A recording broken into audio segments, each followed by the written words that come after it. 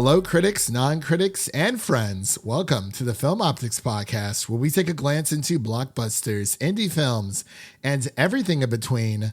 I'm your host, Christian, and as always, I'm joined by my partner in film, Devin. And today, we're here to present our review of Bob Marley, One Love. And before we begin today's episode, you can listen to our podcast on podcast platforms around the internet. That includes Apple Podcasts, Spotify, Google Podcasts, and more. And if you are a new or seasoned listener to the show, we would love to hear from you guys. Follow us on Instagram, Twitter, and Threads at Film Optix. That is Optix with an X.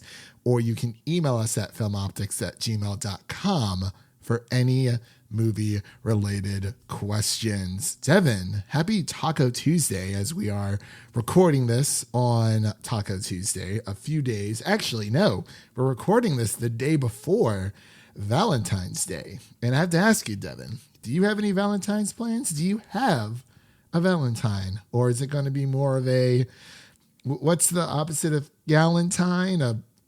A Broentine? I don't know.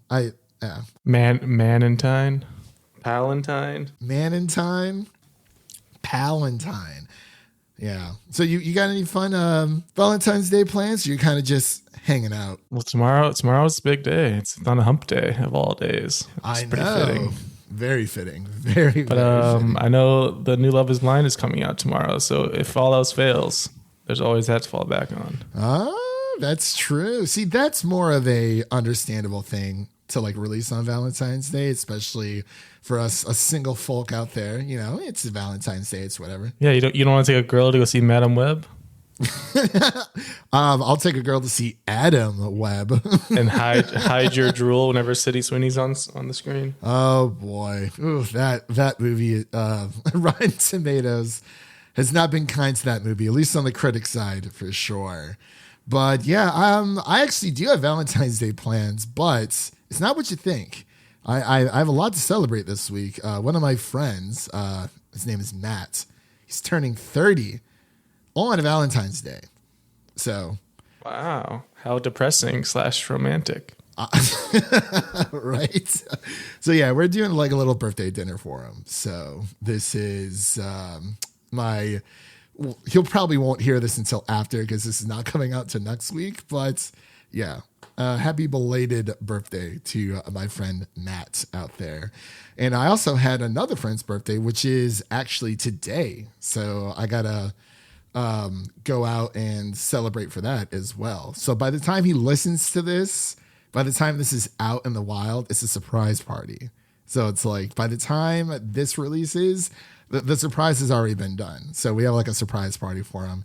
He has no clue. At least I don't think he has any clue. But yeah. And then I got not Adam Webb, but Madam Webb watching that the day after Valentine's Day. So yeah, I technically do have Valentine's Day plans. But with all that out of the way, as we have mentioned before, we're going to be giving our review of Bob Marley, One Love. This is a musical biopic or biopic, however you decide to pronounce it.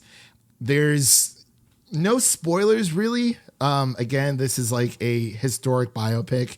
The runtime is around an hour and 45 minutes, so honestly, not too bad for a biopic. Usually they are a little bit longer, but you know, since these are, you know, covering real world events, much like we've done in the past with other movies.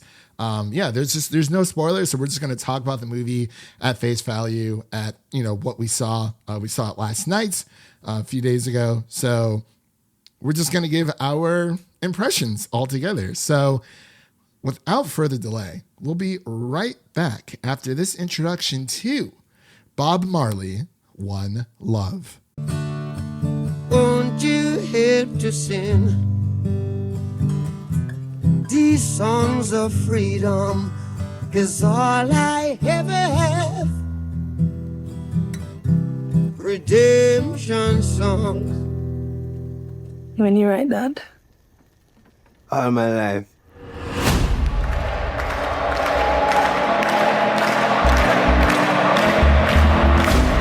Are you ready for Bob Marley and the Wailers?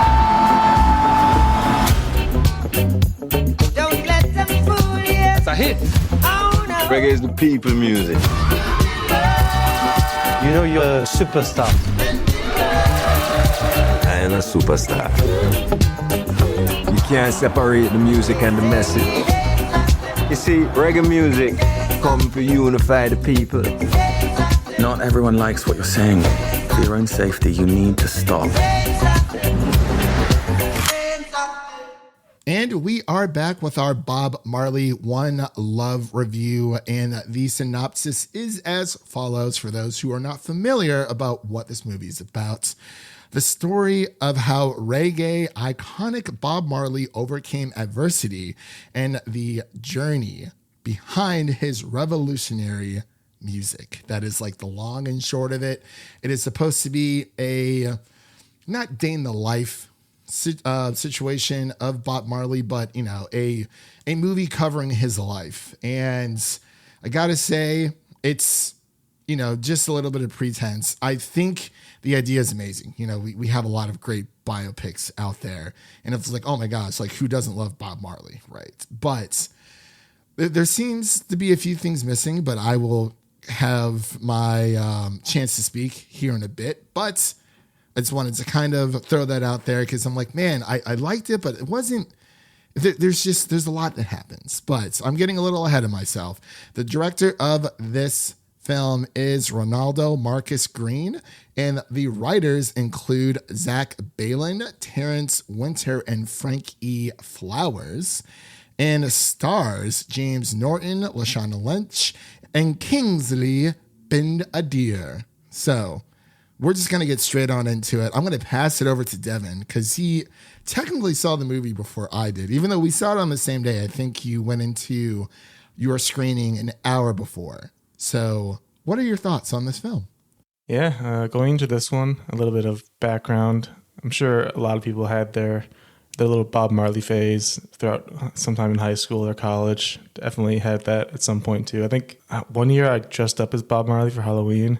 There was no paint involved. Don't worry. None of that. But I remember getting the dreads and like, I think I got like a fake cigar and that's what I was dressed up as. Yeah. Just one of those phases, you know, you just got to go through it. For those who do not know, Devin is, for those wondering what Devin's color is. Not that color. Well, hey, we had this discussion when we were kids when our friend group thought that, you know, we were race swapping. Like they thought I was white and you were black. And then when they, you know, when we did our little Xbox meetup, it was like, whoa. I'm sorry. Should have had my costume on. I know, exactly. Like, hey, my name is Devin. What's up, man? But yeah, that just kind of shows like his everlasting effect on music in general, that it, like all these generations later, his songs can still just like hit and have influence in people's lives. So definitely a fan of his music overall and what he stood for. And my screening was actually at the Rock and Roll Hall of Fame, which was really cool. Oh, they wow. like to do screenings for different biopics, musical biopics, whenever they happen. The last one last year was for that Spinning Gold movie. That was definitely a smaller one. Yeah. Didn't really have much of an impact. But is he in the Rock and Roll Hall of Fame? I'm assuming he is, but I could be Oh, wrong. yeah. I mean, I'm guessing. I haven't seen him in there anywhere, but there's a lot to explore. But yeah, it was really cool to be able to watch it there, and definitely seemed like the audience there was enjoying it. I think overall it was a solid biopic. Like I think I might like it better than Bohemian Rhapsody. Definitely not as good as Rocket Man. Rocket Man to me is like the peak as far as musical biopic. I think the main issue here, I think Kingsley Ben-Adir did a good job overall, but he just does not look like Bob Marley. And that's like really the biggest issue for me. He's just so much larger. Like he's just such a bigger human than Bob Marley was. I think there's like a 6-inch difference or something in their height alone. And then you add in the weight too. It's like he's obviously been working out and everything. He was obviously in Secret Invasion and he was in Barbie as well as a Ken. So he had to be in good shape for those. So he couldn't really shrink down to complete Bob Marley size. And it just kind of, certain scenes, it just does not look right. And it doesn't feel right. I think the rest of the cast does a great job. Like I think Lashana Lynch was great as Rita Marley. I think they definitely committed to the role and definitely got like involved in the culture. And I think it was really cool that it was shot in actual Kingston, Jamaica, like on location. They didn't cheap out or anything there. They did all on location filming, it seemed like, for the most part. And I think overall it's shot pretty well. I just think, like you said, there's just some issues here and there where it doesn't all come together. There's definitely some conflicts that come up that don't really ever get resolutions, and it's just kind of, they just kind of sit there and you just kind of, the movie just kind of ends and nothing comes of it. It is on the shorter side for a biopic. It's about an hour 47, which I didn't mind, but definitely seemed like they could have added a little bit more with the certain things they set up throughout the movie. Honestly, I agree with you on a lot of your points there. You know, like when it comes to biopics, it's usually the one genre that everyone just eats up because, you know, they love to see their favorite celebrity, whether it be a musical biopic like Tick Tick Boom or like you said with Rocket Man, or even with Bohemian Rhapsody. And my personal favorite, I think that's still the bar, Walk the Line with Joaquin Phoenix and Reese Witherspoon. Like for me, that's still like the bar when it comes to musical biopics, if anything else. But I do agree with what you're saying. I liked the movie. Like, you know, like you said, who doesn't like Bob Marley? Everyone's gone through the Bob Marley phase. And I feel like biopics have two to three, I'd say at least 3 jobs that they need to accomplish in order to be successful. The first thing is that it re-inspires you to go back and listen to that person's music. Because, you know, it's been a while since I've listened to Bob Marley, and I was like, man, you know, like it really just, it put me in the mood to be like, I want to go back and revisit his old songs, you know, throw it into my Spotify heavy music rotation, and for it to be, you know, for not like a second life, for it to, you know, be a part of my listening experience again. You know, like we all have those bands or artists that we listened to like ages ago, and then, you know, you turn on like one of your like mixed playlists that like Spotify is like curated for you or whatever, and you're like, man, I totally forgot that. Yeah, I used to listen to this all the time. My gosh, I want to revisit that experience. And I feel like for Bob Marley, for One Love, it did that for me. The second aspect that I think that a musical biopic or any biopic should do is you should leave the theater walking out learning something new about said person. Now, there was a few things that I already knew, but I did not know that Bob Marley was like got like shot like not at point blank range, and a few other things. Yeah, like pretty close. Basically, you know, you're sitting there. You know, he didn't fight back. That's not the kind of person he was. But yeah, there were things that I learned about Bob Marley after I left the theater. So I think it did a good job with that. The third thing is I feel like this film or any biopic needs to, and it's tough to do this nowadays because there's other avenues you can take. Bob Marley was such an influence on like music culture and, you know, politically, everything that he stood for. It is so hard to create a biopic about Bob Marley's life in an hour and 45 minutes. There's simply too much. And this movie focuses more on his adult life. Like they kind of focus on his upbringing a little bit, but nowadays, I think when it comes to musical biopics, I think a documentary style is better suited. I'm not sure if you've seen the Bee Gees documentary that is on Max or HBO Max. I have not. It is called How Can You Mend a Broken Heart? It is phenomenal. I absolutely love it. It's one of my favorite musical documentaries out there. And it's around 2 hours. It's like an hour and 51 minutes. And I learned so much about the Bee Gees I did not know prior. And it also gave me that resurgence to listen to their music again and add it to my heavy rotation of artists that I listen to on Spotify. So I think the third thing, like I was saying, and it's more of, does the movie do justice to the person that you're covering? If it's going to be a movie, that's fine. I feel like films like Tick, Tick, Boom, when they're talking about Jonathan Larson, or Walk the Line when it comes to Johnny Cash, those are two movies that are, around maybe a little bit longer than One Love, that they're around like an hour, like 2 hours, maybe 2 hours, 10 minutes, where I felt like I learned so much about that person. And I was like, my gosh, like it can be done. But with the Bob Marley movie, I feel like they were jumping all over the place. Like there was a lot of ground to cover and just not enough time. Yeah, there are a lot of flashbacks that kind of just kind of like hit you. Like you don't have to like do a whole like, oh, we're doing a flashback now. But there's some scenes where it's just like, oh, we're in a flashback. I didn't even notice because it didn't really change much on the screen.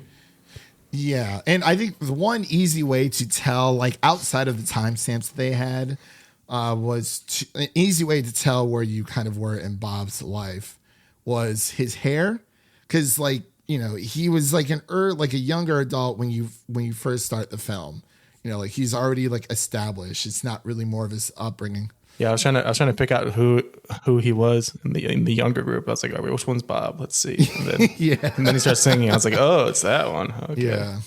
And then when he gets a little bit older, obviously, his hair is a little bit longer and whatnot. But yeah, like I enjoyed it, but it is very surface level, like Bohemian Rhapsody. But I agree with you. I liked it better than Bohemian Rhapsody. But Rocket Man, yeah, it definitely plays it safe. Yeah, and I think I think it's an issue when it comes to these biopics, like whether it's a musical biopic or not. If you're going to make a musical biopic about someone, and we know the Michael Jackson biopic is coming up within like the next year or two, like if you're going to make a biopic about someone, especially as iconic as Bob Marley or Michael Jackson, it can't be surface level. It can't, because there's so much of their story to tell. And I understand that you only have so much time. But like if you're going to make a movie about it, and I know Ziggy Marley and a lot of Bob's family were producers on this film to make sure that, they wanted Bob to be represented in a certain way. And I definitely think he was. Yeah, it felt authentic, that's for sure. Yeah, and it does feel authentic. It needs to feel authentic, but like we can't keep dancing around the bush or beating around the bush where it's like, not every celebrity or icon out there is like they're people too, is what I'm trying to say. They make mistakes. And I think that you have to show both sides of the person's life, not saying that, Bob Marley wasn't anyone, blah, blah, blah, blah. Like, no, he was, a phenomenal person, phenomenal musician, phenomenal political icon. But, we're only human. We make mistakes. And I feel like within this movie, we hear about some of Bob's mistakes and we see a little bit of outlash from him. Not saying you have to focus that deep on, you know what I mean? Kind of like with Bohemian Rhapsody. Yeah, that's what I mentioned earlier. It's like they set up these conflicts, but then they didn't really resolve all of them. Like especially they kind of hinted at that he had other women in his life, but they never really showed it or confirmed it. Like they're just kind of in the background, and then that never really comes up again. Right. And I think part of showing a biopic, and I'm not sure if I was making any sense, but it's more of you have to show, their successes, their impact on the world, but you also have to show their trials and tribulations and the hardships that they went throughout their life as well. And I think that's why Walk the Line for me just sets that bar, because it shows the impact of what Johnny Cash but it also shows the demons that he was facing as a human being. And I feel like we didn't really get that with Bohemian Rhapsody. We didn't really get it with Bob Marley as well. But I think that's a better way to describe it. Not saying, oh yeah, you have to show all the bad stuff that they do, but like, no, like we as humans, we battle. There's things in our lives that, you know, that we have to go through, and, you know, we have to show those struggles, those trials and whatnot. But like, I did enjoy it. It's just very surface level. And I'm like, I wish they were able to go deeper. And another issue is that I had, as authentic as it was, I felt like I needed some subtitles at certain times because I could not make out what they were saying. I'm not sure if it was the dialect themselves or if it was the sound mixing. So you felt like Michael Gandolfini's character, the producer guy that comes in and can't understand them. Well, a little bit. I mean, and it wasn't really Bob, like what Kingsley. It was everyone else. Like just like so the confrontation between Rita and Bob, where, you know, they're having that fight on the street, like in the middle of like London, and like I could kind of make out what they were saying, but like it was like the accent was almost too authentic. It's just the cultural differences at that point, where you can like pick up words here and there, but you're not like putting it all together because it's just so different. Yeah, and I don't mean for it to be a knock. Like, it is an issue, but at the same time, it is authentic. But I think maybe some subtitles might have helped with that. Because, like, you know, if it's going to be that authentic, you know, you run with it. That if that's a movie you want to make, then that's the movie you want to make. But yeah, just I'm gonna have to rewatch it with some subtitles just to kind of understand a few things. So it's like, I'm pretty sure she's saying this, but like I didn't want to. It felt like I couldn't really follow along altogether. But that's just, it's kind of like a 50-50 issue that I had. But like, I mean, you know, the music's always great, and they kind of sprinkle that throughout the film. But yeah, I thought it was fine. Like I just wish we would have gotten more. But I want to pass it back over to you. Now that you mention it, like we didn't really get much of any of his upbringing. Like he just kind of mentions in passing, like that his dad was in Delaware or whatever it was. His mom was in Delaware, and his dad was like a white man. And yeah, we didn't really get too much. We don't really get like all the parts in the field with the horse and everything, but we don't really get any like concrete information as to what his upbringing was like. Just that his mom left and went to Delaware. We just didn't dive any deeper than that. And at times, it felt like this movie, much like Priscilla. I'm not sure if you saw that movie with, you know, it's about the, you know, Priscilla Presley. It felt like that movie in a sense where people who know Priscilla Presley, people who are familiar with Priscilla, them walking into that movie, they're like, oh my gosh, yes, like this is the best movie ever. I feel like it was the same way almost with Bob Marley, where it's like, if you were not familiar with the story of Bob Marley, you know, again, he passed away at 36 years old from skin cancer. If you were not familiar with the person and the political icon that was Bob Marley before going into it, you might be a little lost. But yeah, I wanted to see more of his upbringing, because it's usually what biopics do in a way. But again, it just depends on what story you want to tell.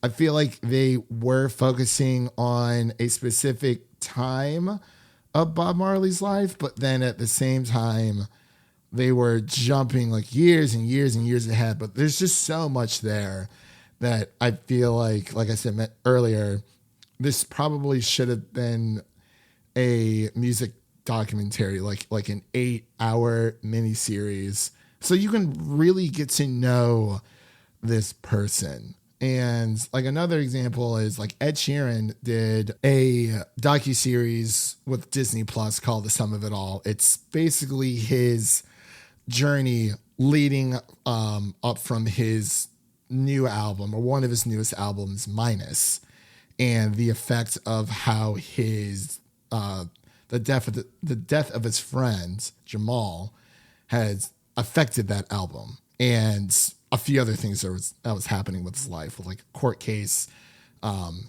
his wife having like a tumor, and like being pregnant during that time. So there's a lot to unpack there, and I was like, wow. Like I listened to Minus, like Ed Sheeran's, one of his latest albums, and I liked it. And I was like, it's not my favorite. But then I watched the series, and then I learned more about the creative process about the album and what it represented. Now I love it. It's like one of my favorite albums that he's ever made, because it's not an album that is, this is for entertainment. Like, no, there was a lot going on during his life, during a certain moment of his life that he poured into that album. And knowing what I know from the docuseries on Disney Plus, I'm able to appreciate that album more. And I wish that Bob Marley, One Love, that this movie was able to have the same effects. Like they kind of go into Exodus, which is like his like best album, but it's like, it's not really there, but it did get me to go back and listen to his music again. So it did its job. There is a documentary that came out in 2012. It looks like called Marley. And it was around 2.5 hours long, and definitely has some good reviews. So I think that might be a documentary that for people to look into. Yeah. But yeah, and I think towards the end, I think it was during the credits, they were showing actual footage of Bob Marley, like, and everything. It just felt like way more electric than the whole rest of the movie did. And that's just kind of shows the faults of the casting overall. Like, I understand how difficult it must be to try to cast Bob Marley, but I just feel like it didn't work here. It was tough. Yeah, and it's tough. And with specific icons, it's just hard. And but you brought up that Michael Jackson biopic. I don't know if you saw the pictures that came out recently. I did. The casting for that, it looks like identical. It is scary accurate how his nephew looks just like him. Like, even with like the prosthetics and everything they did during like his like bad phase during that album, leading onwards.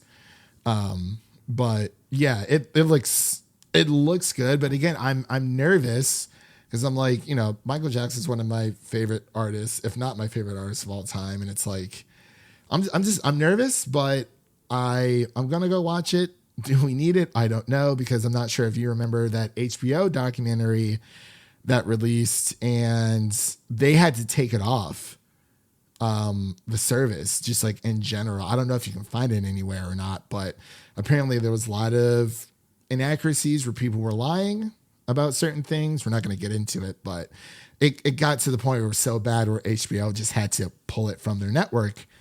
And I don't know, maybe Zaslav shelved it. We just don't know. But I agree. It's not that there's miscasting. It's just, I'm not sure if this movie should have came out during Valentine's Day. I get it. Wanting it to release during Black History Month, which is important. But yeah, it's missing a few things. I was like, oh, this looks awesome. And then when you're watching it, it's like, yeah, like I just kept waiting for like things that I didn't know about Bob Marley to pop up, and it kind of just glossed over a lot of things. And some things happen off screen, and they mention certain confrontations or aspects, but they don't really just dig into it. So I don't know. But overall, I did enjoy it. And, it got me to start listening to Bob's music again. So Bob Marley and the Wailers. But let's get into our final thoughts and our ratings. Or did you have anything else you wanted to say for your final thoughts here? And then we'll get into our ratings. I'll pass it over to you. Yeah, that wraps up most of it. I think as far as the final thoughts goes, like we've said, it's decent overall. Like there's definitely a lot of positives, but then there's just some things missing. For me specifically, the casting of Bob Marley is just tough to look past in certain areas. It's just such a different look he has. It just kind of takes you out of it. as far as the score goes, I'd probably go with like a 63. Like it's solid. Like it's a decent biopic if you're a big Bob Marley fan, definitely go see it. Definitely has its issues, but not terrible. I would have to agree with you. I'm going to give this like a solid 60 out of 100. On Rotten Tomatoes right now, it's around a 41% on the critic side with 53 reviews tagged in. And I don't think it deserves that low of a score, but yeah, I would give it just like a solid 60 out of 100. For pretty much the same reasons Devin was saying. There was just something missing that, you know, it's almost like them making a dramatic film about Bob Marley's life instead of it actually being like a musical biopic. And I feel like not Rotten Tomatoes, Bohemian Rhapsody did the same thing, where it was more dramatized versus informational. But another good one that I actually forgot to mention that I also think hits the bar is Straight Outta Compton. I think that's a great one as well that people should go check out, where it is a movie, but it tells the story of NWA in an informative and entertaining way. But yeah, this felt more like a more drama than a musical biopic. But so you said a 63 out of 100, correct? Or 62? Yep.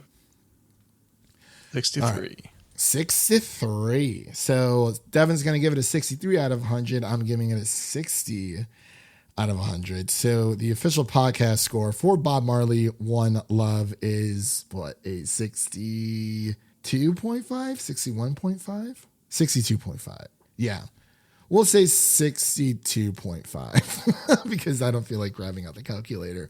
So that is going to be our official podcast score for Bob Marley One Love is a 62.5 out of 100. And that concludes today's episode. If you enjoyed what you heard on today's episode, make sure to subscribe to our podcast on your preferred podcast platform of choice. And make sure to follow us on Twitter, Instagram, and Threads at Film Optix. That is Optix with an X. And don't forget to share an episode of our podcast with a fellow movie lover in need, whether it be your mother, your brother, or your significant other. Spread the love for the Film Optix podcast. And now let's take a sneak peek at what is coming up next for you to listen when it comes to our reviews. So we are going to be covering Madam Web, I believe. That's going to be coming out within the next week. And we're seeing Dune Part 2 early. So we're definitely going to have that out the week of release leading up to the March 1st release date that's going to be hitting theaters. So definitely check that out.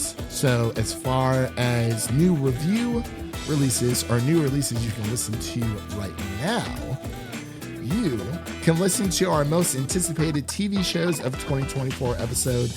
And we also did a most anticipated movies of 2024 episode, as well as our Percy Jackson and the Olympians season 1 review. You can also check out our Mean Girls 2024 review and our Argyle review that are available on audio podcast platforms around the interweb. And with all that said, thank you for listening. If you enjoy the show, please take a moment to leave us a 5-star rating and review on Apple Podcasts and Spotify, and stay connected with us by following us on Twitter, Instagram, and Threads for the latest updates. That was Devin, and my name is Christian, signing off. And remember, life is like a movie, so go out there and make it a blockbuster. Peace.